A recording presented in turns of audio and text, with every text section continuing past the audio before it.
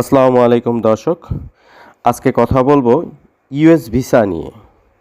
US ভিসার interview দিতে গেলে আপনার সঙ্গে করে কি কি ডকুমেন্টস নিয়ে যেতে হবে এ ব্যাপারে কিছু আলোচনা করব।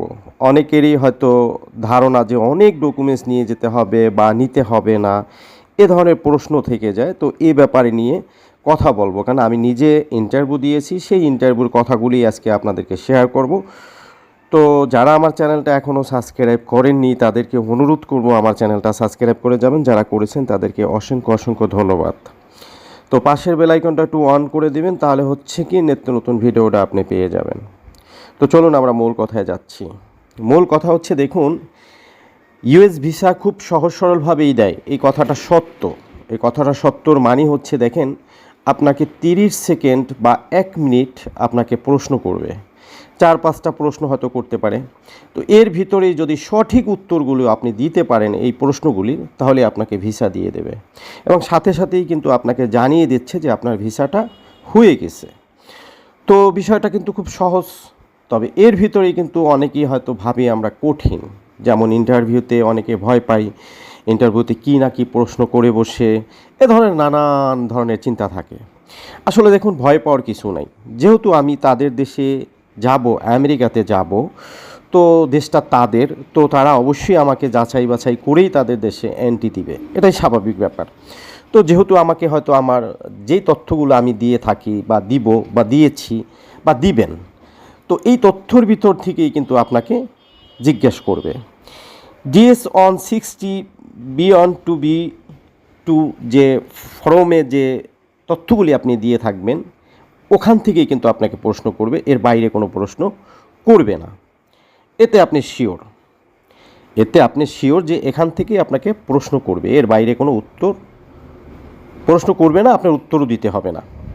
তো সেখানে কিন্তু ভয়ের কিছুই নেই। তো আপনি যদি ব্যবসায়ী হয়ে থাকেন তাহলে অবশ্যই ব্যবসার ডকুমেন্টস দিয়েছেন। যদি আপনি চাকরিজীবী হয়ে থাকেন তাহলে অবশ্যই আপনার চাকরির সব ডকুমেন্টস দিয়েছেন। সেখান থেকেই আপনাকে কিন্তু প্রশ্ন করবে বা কেন যাবেন। তো এই হচ্ছে কিন্তু আমেরিকার ভিসার নিয়মকানুনগুলো।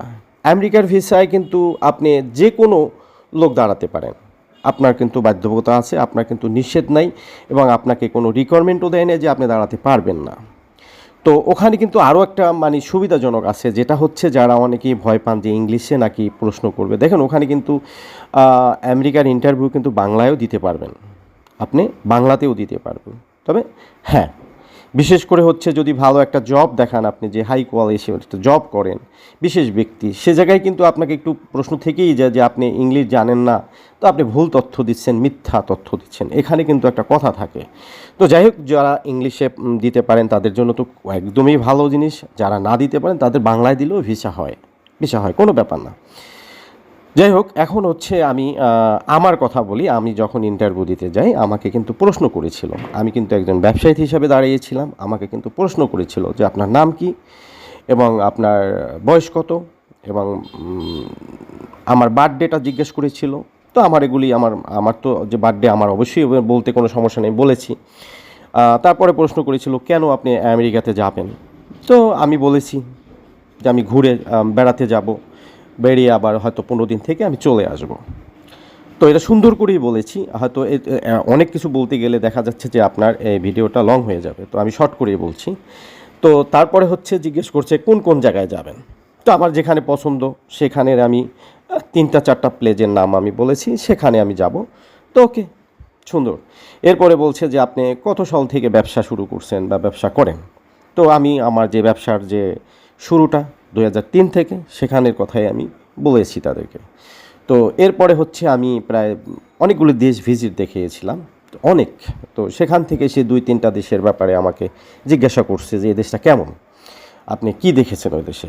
তো আমি বললাম যা যা দেখেছি সেই বললাম যে এই প্লেসে আমি গিয়েছি।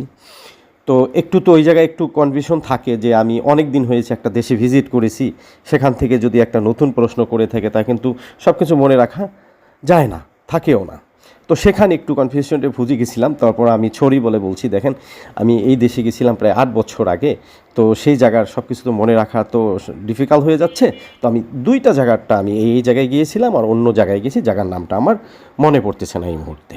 তো বাস ওকে, সে খুশি হয়ে গেছে। সুন্দর করে বলতে হবে যে আমার মনে নাই, সেটা একদম ডাইরেক্টলি বলতে পারবেন না। আপনি কিন্তু বুঝিয়ে বলতে হবে যে দেখেন আমি অনেক দিন হয়ে গেছে, যদি আপনার দীর্ঘদিন হয়ে যায়, যেমন আমার 8 বছর হয়ে গেছে, তো আমি বলছি দেখেন 8 বছর আগে আমি সেখানে গিয়েছিলাম, তো এই দুইটা জায়গার কথা বলেছি, আর বাকি যে আদার্স নামগুলি আমার মনে পড়তেছে না এই মুহূর্তে। বিষয়টা এরকম। তো সে কিন্তু খুশি হয়েছে যে না, সত্যি কথা যে সবার যে মনে একদম রাখতে হবে রেকর্ডিং করে, এরকম তো বিষয় না। তারাও কিন্তু মানুষ, তারাও বুঝে। তো আপনি কিন্তু গুছিয়ে যদি বলতে পারেন, তাহার জন্য আপনার জন্য কিন্তু কিন্তু খুবই খুবই খুবই খুবই ভালো চান্স ভিসা আপনাকে দিয়ে দেবে। তো যাই হোক, ভিডিওটা লম্বা হয়ে যাচ্ছে, আমি লম্বা করব না।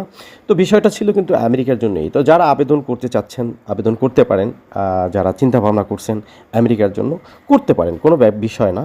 কানাডা যেরকম প্রচুর ভিসা দিয়েছিল, আমেরিকাও কিন্তু ভিসা দেয়, ইন্টারভিউর মাধ্যমে দেয়। বিষয়টা এই জন্য আপনারা ভয় পাচ্ছেন, ভীতু হয়ে যাচ্ছেন। ভীতু হওয়ার কিছু নেই।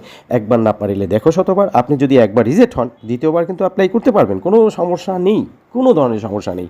আপনি আবার কিন্তু আপনার অভিজ্ঞতাটা অর্জন করতে পারছেন একটা ইন্টারভিউ দিয়ে, দ্বিতীয়বার কিন্তু সেই ফেলটা আর করবেন না।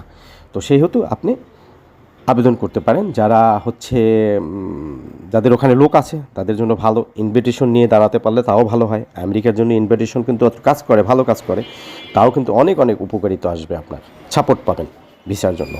তো সেটাও আপনার জন্য ভালো হবে। যাদের আছে ইনভিটেশন নিয়ে দাঁড়াতে পারেন তাহলে কিন্তু ভালো।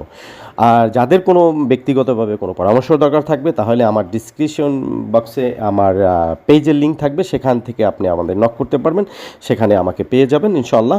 তাহলে আমি হয়তো আপনাদেরকে পরামর্শ দিয়ে যেতে পারবো। তো ভালো থাকবেন, সুস্থ থাকুন, আল্লাহ হাফেজ। আবার নতুন কোনো ভিডিও নিয়ে আসবো।